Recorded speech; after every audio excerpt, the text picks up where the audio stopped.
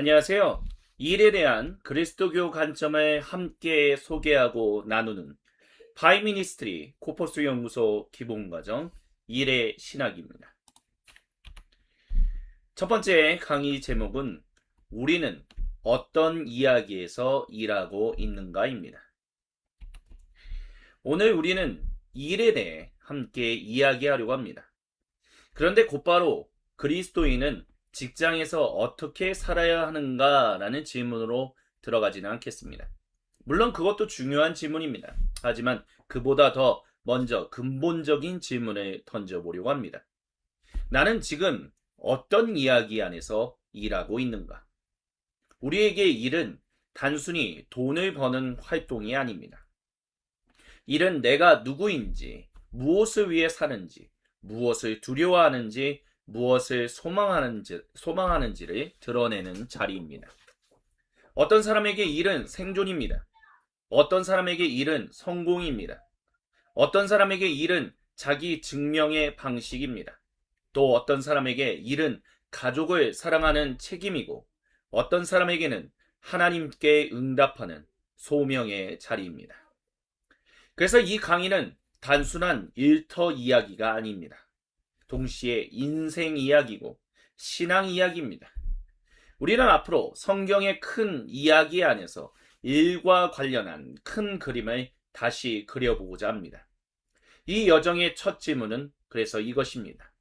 나는 지금 어떤 이야기 안에서 일하고 있는가 말입니다. 그런데 우리가 어떤 이야기 안에서 일하고 있는지가 낯설게 느껴질 수 있습니다. 일하는 것은 그냥 일하는 것이지 거기에 무슨 이야기가 있냐고 생각할 수 있습니다. 하지만 사람은 누구나 이야기 속에서 살아갑니다. 한번 생각해 보십시오. 우리가 나서 자랄 때부터 어떤 이야기들을 들으며 살아왔는지를 말입니다. 그 이야기가 우리에게 어떤 영향을 끼쳐서 지금의 내가 살아가고 있는지를 말입니다. 모든 사람은 관계적 존재이기에 타인의 이야기를 들으며 자기 인생 이야기를 형성합니다. 이렇게 형성된 사람의 인생 이야기는 또 다른 누군가에게 영향을 끼치게 됩니다. 그렇기 때문에 우리는 각자의 이야기 속에서 일하며 살아가고 있음을 배제할 수 없습니다. 여기서 잠시 우리 자신의 인생을 돌아보면 좋겠습니다. 우리는 태어날 때부터 일에 대한 생각을 가지고 태어나지 않습니다. 일에 관한 우리의 태도와 감각은 살아가면서 형성됩니다. 가장 먼저는 가정에서 배웁니다. 부모님이 일하시는 모습, 집안에서 들려오는 말들, 돈, 직업, 그리고 성공에 대한 가족의 대화, 피곤한 얼굴로 집에 돌아오던 어른들의 모습, 또는 자기 일을 기쁘게 감당하던 누군가의 모습이 우리 안에 남습니다. 학교에서도 배웁니다. 공부를 열심히 해야 좋은 직업을 얻는다는 이야기, 뒤처지면 안 된다는 이야기, 좋은 성적과 좋은 직장이 좋은 인생으로 이어진다는 이야기를 듣습니다. 사회에서도 배웁니다. 더 많이 벌어야 한다는 이야기, 더 빨리 올라가야 한다는 이야기, 멈추면 뒤처진다는 이야기, 쓸모 있는 사람이 되어야 한다는 이야기를 듣습니다. 교회에서도 듣습니다. 때로는 일상 속의 일이 하나님께 드려지는 소명이라고 배우기도 하지만 때로는 교회 안의 일만 거룩하고 세상 속의 일은 덜 중요한 것처럼 느끼며 자라기도 합니다. 이 모든 이야기들이 우리 안에 쌓여서 우리가 일을 대하는 방식이 됩니다. 그래서 오늘 이 질문을 한번 스스로에게 던져봤으면 좋겠습니다. 나는 일에 관한 처음 이야기를 어떻게 배웠는가? 그 이야기는 지금도 나의 일하는 방식에 어떻게 영향을 주고 있는가 말입니다. 우리가 살아오면서 들었던 이야기들은 단지 과거의 기억으로만 남지 않습니다. 그 이야기들은 지금 우리가 현실을 바라보는 방식이 됩니다. 다시 말해, 이야기는 하나의 렌즈가 됩니다. 우리는 그 렌즈를 통해 세상을 보고, 나 자신을 보고, 타인을 보고 우리가 하는 일을 바라봅니다. 그래서 같은 일을 경험해도 사람마다 전혀 다르게 받아들일 수 있습니다. 어떤 사람에게는 하나의 사건이 기회로 보이고 어떤 사람에게는 같은 사건이 위협으로 보입니다. 어떤 사람에게는 하나의 책임이 사랑의 표현으로 느껴지고 어떤 사람에게는 같은 책임이 무거운 짐으로 느껴집니다.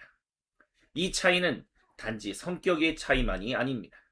그 사람이 어떤 이야기를 듣고 살아왔는지, 어떤 이야기를 믿으며 살아가는지와 깊이 연결되어 있습니다. 일도 마찬가지입니다. 우리는 이를 있는 그대로만 경험하지 않습니다. 우리는 이미 마음속에 형성된 이야기의 렌즈를 통해 일을 해석합니다. 그래서 일의 신학은 단지 무슨 일을 하느냐만 묻지 않습니다. 그 일을 바라보게 만드는 이야기가 무엇인지 함께 묻습니다. 내가 이를 부담으로 느끼고 있는 이유는 무엇인가? 내가 이를 통해 나를 증명하려는 이유는 무엇인가? 내가 쉬지 못하고 계속 달려가려는 이유는 무엇인가? 내가 평범한 일상 속에서 하나님의 부르심을 보지 못하는 이유는 무엇인가? 이 질문들은 모두 이야기와 깊이 연결되어 있습니다. 그러므로 일의 의미를 새롭게 바꾸기 위해서는 먼저 우리 안에 이미 자리 잡은 이야기들을 분별해야 합니다. 오늘 우리는 이 지점에서 출발합니다. 나는 지금 어떤 이야기의 렌즈로 내 일을 바라보고 있는지 말입니다. 그럼 이제 우리 시대가 일에 붙여놓은 이름들을 하나씩 살펴보겠습니다. 오늘날 사람들은 일을 여러 이름으로 부릅니다. 어떤 이들은 생존이라고 부릅니다. 일하지 않으면 살아남을 수 없기 때문입니다. 어떤 이들은 성공이라고 부릅니다. 일을 통해 더 높은 자리, 더 좋은 조건, 더 큰 인정을 얻을 수 있다고 믿기 때문입니다. 어떤 이들은 일을 자기 실현이라고 부릅니다. 일을 통해 내가 누구인지 발견하고 나다운 삶을 살아갈 수 있다고 생각하기 때문입니다. 어떤 이들은 일을 성과와 효율이라고 부릅니다. 더 빠르게, 더 많이, 더 잘 해내는 것이 좋은 일의 기준이 되기 때문입니다. 그리고 어떤 이들은 일을 불안이라고 부릅니다. 멈추면 뒤처지고 실패하면 밀려나고 충분하지 않으면 살아남기 어렵다고 느끼기 때문입니다. 이 5가지 이름은 서로 완전히 따로 떨어져 있지 않습니다. 우리의 삶 안에서는 자주 뒤섞입니다. 생존을 위해 일하면서도 성공을 꿈꾸고 성공을 위해 달리면서도 불안에 쫓기고 자기 실현을 말하면서도 성과의 기준에 목매이고 효율을 추구하면서도 점점 쉼을 잃어버립니다. 그래서 이제부터 이 5가지 이야기를 하나씩 살펴보겠습니다. 생존, 성공, 자기 실현, 성과와 효율, 그리고 불안. 이것들이 오늘 우리 시대가 일에 붙인 대표적인 이름들입니다. 먼저 우리 시대가 일에 붙인 첫 번째 이름은 생존입니다. 많은 사람에게 일은 거창한 꿈이나 자기 표현의 문제가 아닙니다. 일은 말 그대로 먹고 사는 문제입니다. 월세를 내야 하고 대출을 갚아야 하고 아이들을 먹여야 하고 부모님을 돌봐야 하고 병원비와 생활비를 감당해야 합니다. 그래서 어떤 사람에게 일은 내가 정말 좋아하는 일을 하고 있는가라는 질문보다 훨씬 더 절박한 자리에서 시작됩니다. 이번 달을 버틸 수 있을까? 가족을 책임질 수 있는가? 내가 멈추면 우리 삶이 무너지진 않을까? 이 질문 앞에서 일은 선택의 문제가 아니라 생존의 조건이 됩니다. 생존을 위해 일하는 사람들의 수고는 결코 하찮지 않습니다. 누군가는 새벽에 일어나고 누군가는 밤늦게까지 일합니다. 누군가는 몸이 아파도 쉬지 못하고 누군가는 마음이 지쳐도 다시 출근합니다. 누군가는 자기 꿈을 잠시 접어두고 가족을 위해 일합니다. 그런 일은 때로 화려하지 않습니다. 사람들의 박수를 받을 수도 없습니다. 하지만 그 안에는 삶을 붙들기 위한 진지한 수고가 있습니다. 성경은 우리의 물질적인 필요를 무시하지 않습니다.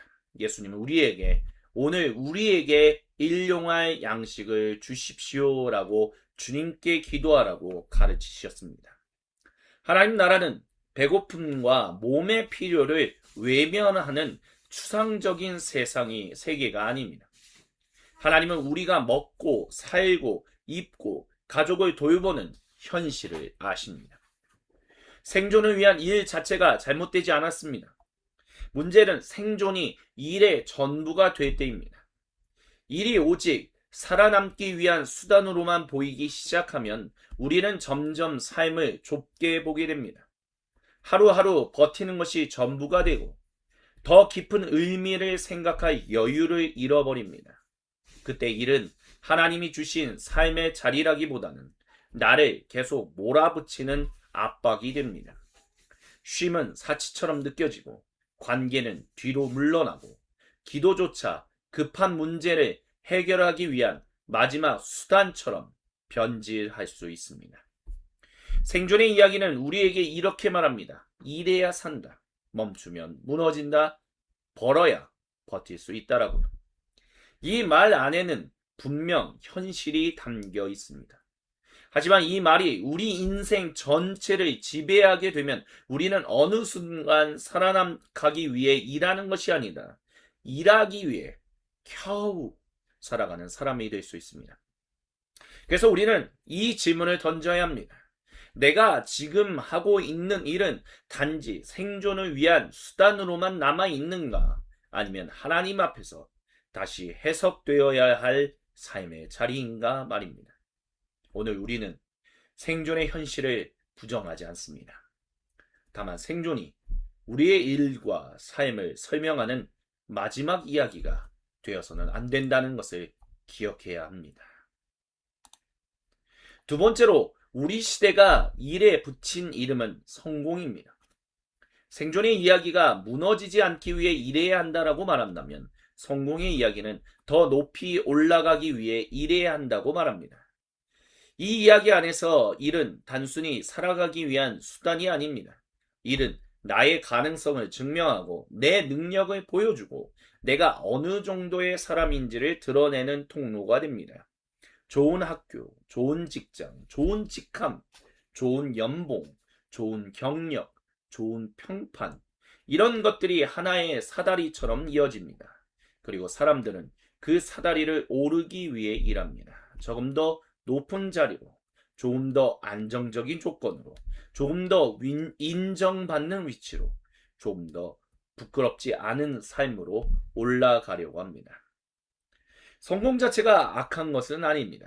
성실하게 일한 결과가 열매를 맺는 것은 좋은 일입니다. 맡겨진 일에 책임을 다하고 실력을 키우고 더 넓은 영향력을 갖게 되는 것도 반드시 나쁘지 않습니다. 문제는 성공이 어느 순간 우리 존재의 기준이 될 때입니다.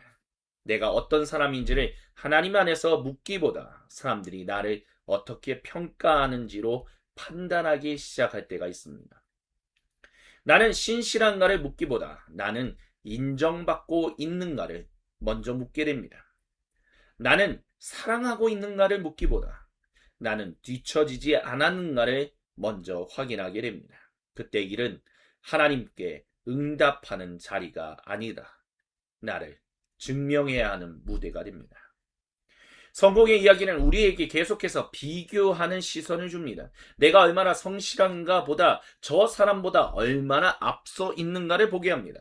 내게 맡겨진 자리를 충실히 감당하고 있는가 보다 내 이름이 얼마나 알려졌는가를 보게 합니다. 내 일이 이웃을 어떻게 섬기고 있는가 보다 이 일이 내 위치를 얼마나 높여주는가를 보게 됩니다. 그러면 일은 점점 사명이라기보단 경쟁이 됩니다. 동료와 함께 일하는 사람이 아니라 비교의 대상이 됩니다. 성취는 감사의 이유가 아니라 더 큰 성공을 위한 압박이 됩니다. 성공의 이야기는 우리에게 이렇게 속삭입니다. 더 올라가야 해. 더 인정받아야 해. 더 보여줘야 해. 그래야 네 인생에 의미 있어. 하지만 성경의 이야기는 우리의 가치를 성공의 높이로 결정하지 않습니다. 하나님은 우리를 성과 이전에 부르시고 직함 이전에 사랑하시며 사람들의 평가 이전에 우리를 알고 계십니다. 그러므로 그리스도인에게 중요한 질문은 단지 내가 성공했는가가 아닙니다. 오히려 이렇게 질문해야 합니다. 내가 원하는 성공은 무엇인가? 그 성공은 누구의 기준으로 정의된 것인가? 나는 더 높은 자리를 향해 가면서도 하나님 앞에서 신실한 사람으로 남아있는가? 우리는 성공을 무조건 거부하지 않습니다. 다만 성공이 우리의 주인이 되지 않도록 성공의 기준을 성경의 이야기 안에서 다시 질문해야 합니다.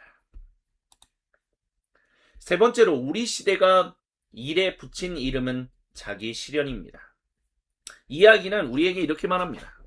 너가 정말 좋아하는 일을 찾아야 해. 너답게 살아. 너의 가능성을 펼쳐라. 일은 단순히 돈을 버는 수단이 아니라 너가 누구인지를 표현하는 자리야.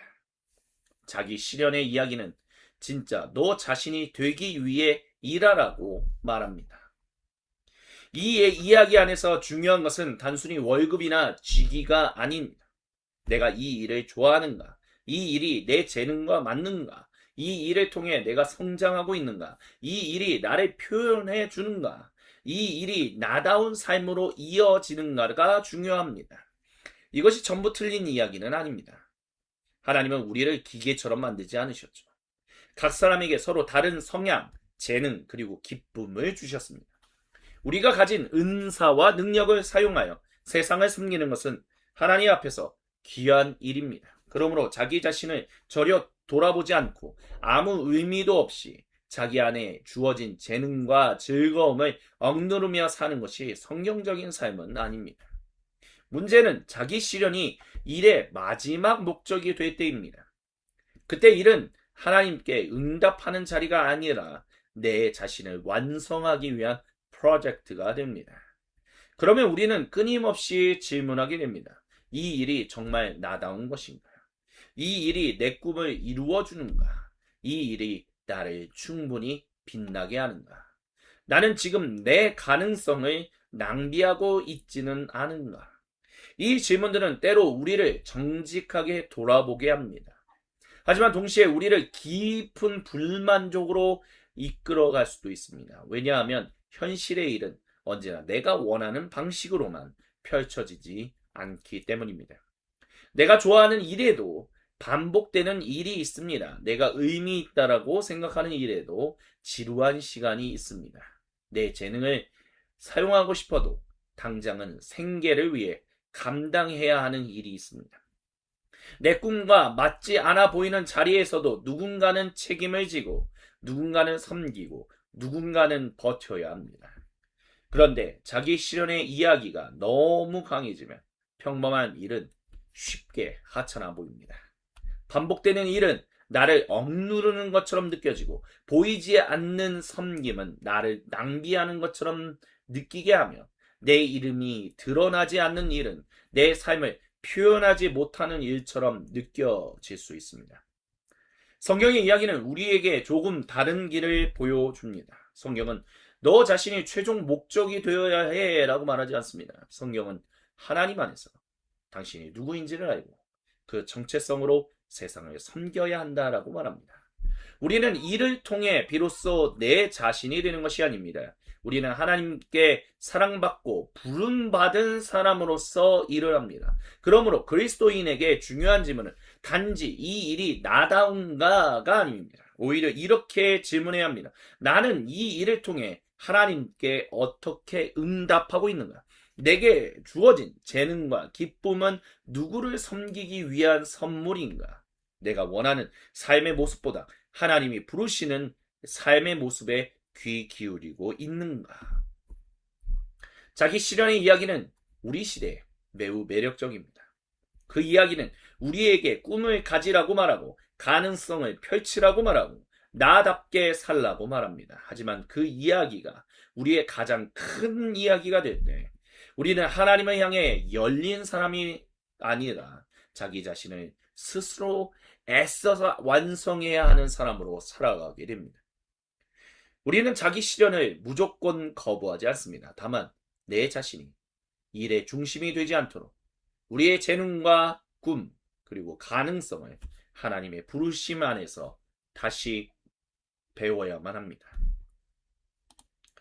네 번째로 우리 시대가 일에 붙인 이름은 성과와 효율입니다. 이 이야기에서 중요한 것은 과정이 아니죠. 얼마나 성실했는가 보다는 얼마나 좋은 결과를 냈느냐가 중요합니다. 얼마나 정직하게 일했는가 보다 얼마나 눈에 보이는 성과를 만들었는가가 중요합니다. 사람이 얼마나 성장했는가 보다 숫자가 얼마나 올라갔는가가 중요합니다. 그래서 오늘날 많은 삶의 현장은 숫자로 가득합니다. 매출, 실적, 목표치, 조회수, 클릭수, 평가 점수, 고객 만족도, 처리 건수, 마감 시간, 생산성 지표 등등. 이런 단어들은 우리의 일에 한눈에 보여주는 도구가 됩니다. 역시 성과와 효율 자체가 나쁜 것은 아닙니다. 게으름을 미화해서는 안 됩니다. 그럴 필요도 없습니다.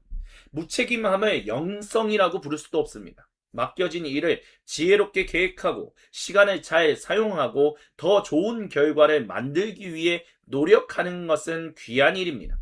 성령도 성실함과 지혜로움을 가볍게 여기지 않습니다. 문제는 성과와 효율이 역시 일의 전부가 될 때입니다. 그때 사람은 점점 일하는 인격이 아니라 결과를 생산하는 도구처럼 여겨집니다. 얼마나 사랑했는가 보다 얼마나 처리했는가가 중요해지죠. 얼마나 잘 돌보았는가 보다 얼마나 빨리 끝냈는가가 더 중요해집니다. 얼마나 정직하게 만들었는가 보다 얼마나 많이 팔았는가가 중요해집니다. 그러면 삶의 현장에서는 이상한 일이 일어납니다. 사람은 바쁘지만 깊어지지 않습니다. 일은 많아지지만 의미는 얕아집니다. 속도는 빨라지지만 관계는 느슨해집니다. 결과는 쌓이지만 영혼은 지쳐갑니다. 성과와 효율의 이야기 안에는 분명 필요한 지혜가 있습니다. 하지만 이 말이 우리의 삶 전체를 지배하게 되면 우리는 사람을 기다리는 능력을 잃어버립니다. 하나님이 일하시는 방식은 언제나 효율만으로 설명되지 않습니다. 하나님은 씨앗을 심고 기다리게 하십니다. 사람을 천천히 빚으십니다. 광야의 시간을 사용하십니다. 보이지 않는 충성, 작은 순종, 오래 지속되는 사랑을 귀하게 여기십니다. 성경의 이야기 안에서 좋은 일은 단지 빠른 일이 아닙니다. 많이 해낸 일만도 아닙니다. 측정 가능한 결과를 남긴 일만도 아닙니다. 좋은 일은 하나님 앞에서 신실하게 감당된 일입니다. 이웃을 살리고 사람을 소모품처럼 만들지 않는 일입니다. 창조 세계를 함부로 소비하지 않는 일입니다. 그리고 일하는 사람의 영혼을 파괴하지 않는 일입니다. 그러므로 그리스도인에게 중요한 질문은 나는 무엇을 위해 효율적이 되라고 하는가입니다. 내가 추구하는 성과는 누구를 살리고 있는지, 결과를 위해 혹시 내가 사람을 잃고 있지는 않은지, 일의 완성을 위해 신실하게 기다리는 능력도 배우고 있는지 살펴야 합니다. 성과와 효율의 이야기는 우리 시대에 매우 강력합니다. 이 이야기는 우리에게 지혜롭게 일하라고 말하지만 동시에 우리를 숫자와 속도의 세계 안에 가둬버립니다. 그래서 우리는 성과와 효율을 무조건 거부하지 않습니다. 다만 성과가 사람보다 커지지 않도록, 효율이 사랑보다 앞서지 않도록 우리의 일은 하나님의 신실하신 이야기 안에서 다시 배워야 합니다. 마지막 다섯 번째로 우리 시대가 일에 붙인 이름은 불안입니다. 불안의 이야기는 아주 조용하지만 강력합니다. 이 이야기는 우리에게 이렇게 말합니다. 멈추면 뒤처져, 쉬면 밀려나, 지금으로는 충분하지 않아. 앞으로 어떻게 될지 모른다. 그러니 계속 준비하고 계속 확인하고 계속 달려야 한다고 말합니다. 이 불안은 꼭 큰 위기처럼 찾아오지는 않습니다. 때로는 아침에 눈을 뜨자마자 확인하는 메시지 속에 있습니다. 끝없이 밀려오는 알림 속에 있습니다. 아직 답하지 못한 이메일 속에 있습니다. 다른 사람의 삶을 보게 되는 사회 관계망 안에도 있습니다. SNS를 말하는 거죠. 내가 모르는 사이에 세상이 너무 빨리 변하고 있다는 감각 속에 있습니다. 그 불안은 우리에게 가만히 쉬게 하지 못합니다. 가만히 있지 못하게 한다는 거죠. 더 배워야 할 것 같고, 더 준비해야 할 것 같고, 더 모아야 할 것 같고, 더 증명해야 할 것 같고, 더 늦기 전에 무언가를 해야 할 것만 같습니다. 그래서 우리는 쉬고 있어도 쉬지 못합니다. 몸은 멈춰 있어도 마음은 계속 계산하고 있습니다. 가족과 함께 있어도 마음 한쪽은 내일의 일을 걱정합니다. 기도하라고 앉아 있어도 머릿속은 해야 할 일들로 가득합니다. 잠자리에 누워도 아직 끝나지 않은 문제들이 마음속에서 계속 움직입니다. 불안의 이야기는 우리의 삶, 그 현장을 좁게 만듭니다. 오늘을 선물로 받기보다 내일을 대비해야 할 위험으로 보게 합니다. 사람을 사랑해야 할 이웃으로 보기보다 나를 앞서갈 수 있는 경쟁자로 보게 합니다. 쉼을 하나님의 선물로 받기보다 생산성을 떨어뜨리는 빈 시간처럼 느끼게 합니다. 하나님 앞에 있는 나 자신보다 아직 부족한 나 자신을 더 크게 보게 합니다. 미래를 준비하는 것 자체가 잘못은 아닙니다. 지혜로운 계획은 필요합니다. 책임 있는 준비도 필요하죠.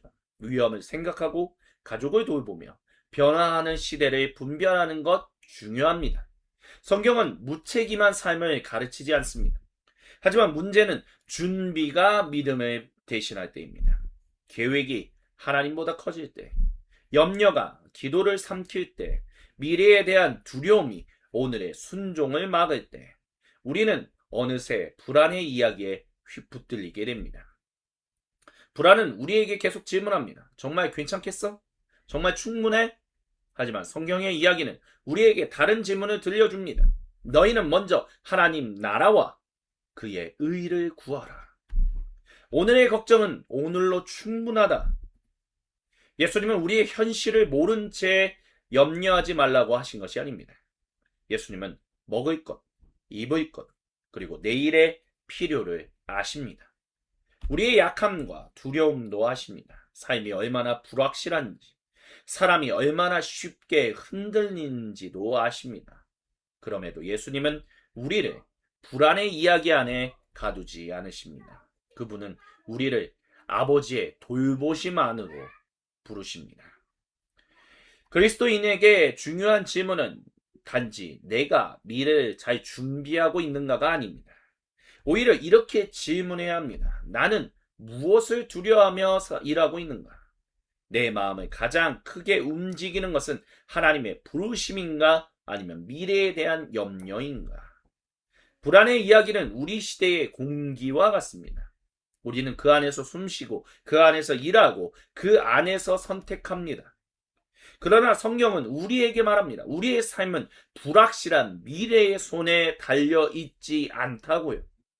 우리의 삶은 우리를 아시고 돌보시는 하나님 아버지의 손에 있습니다. 그래서 우리는 미래를 준비하되 불안에 예배하지 않습니다. 책임 있게 일하되 두려움에 끌려가지 않습니다. 오늘 맡겨진 일을 감당하되 내일이 주인인 것처럼 살지 않습니다. 불안이 우리의 가장 큰 이야기가 될 때 일은 끝없는 대비와 방어가 됩니다. 하지만 하나님의 이야기 안에서 이 일은 두려움에 쫓기는 몸부림이 아니라 아버지의 돌보심 안에서 오늘 주어진 삶에 응답하는 자리가 될 수 있습니다.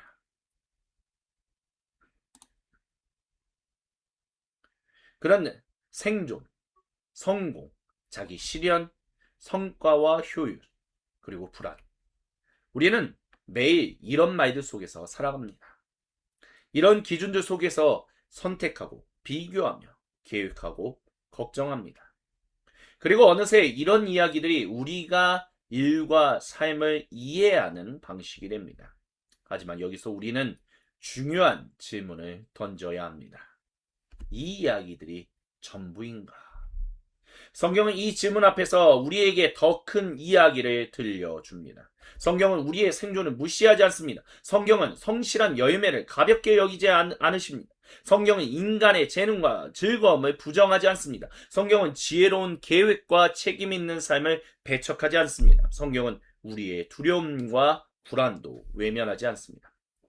그러나 성경은 이 모든 것들이 우리 삶의 가장 큰 이야기가 되어서는 안 된다라고 말합니다. 왜냐하면 우리의 일과 삶은 더 큰 이야기 안에 있기 때문입니다.